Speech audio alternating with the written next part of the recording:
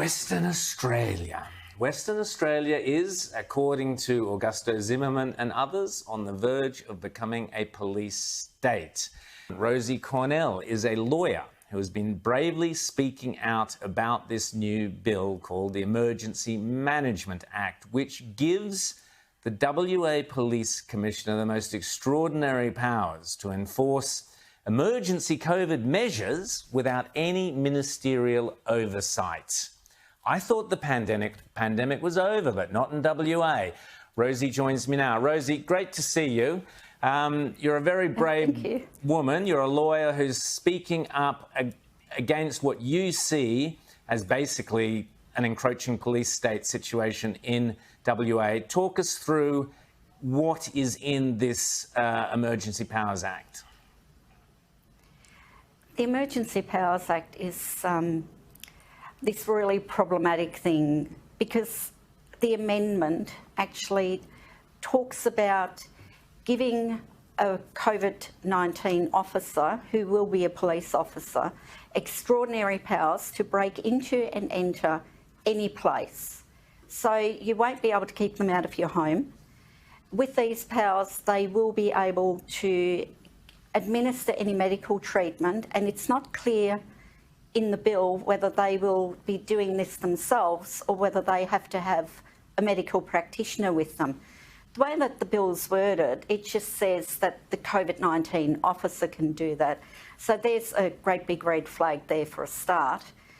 And one of the most concerning things is Section 77M, which literally gives them the right to take control of or use any place, vehicle or thing, which to me, applying some very basic legal interpretation, and that's pretty broad. They can do whatever they like, and it looks like they're getting rid of our property rights.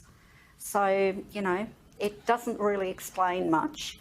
And also at their discretion, they can take you off. And also, Rosie, these quarantine arrangements, they can quarantine you indefinitely, apparently, where you'd have to pay for your accommodation. Now, we'll talk about that in a second, but here's where I'm really confused.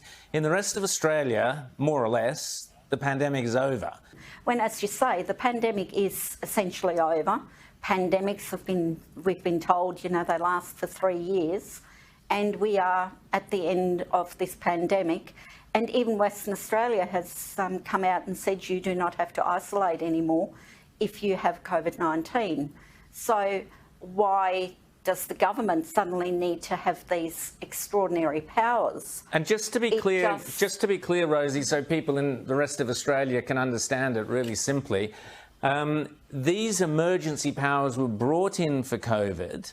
It's taken those powers, handed them to the police commissioner with no oversight. There's no pandemic, there's no oversight, and yet the police commissioner now can run around confiscating people's private property, breaking and entering into their home or seizing their vehicle without a warrant and carting you off to a quarantine camp. This is straight out of some, nightmare dystopian film.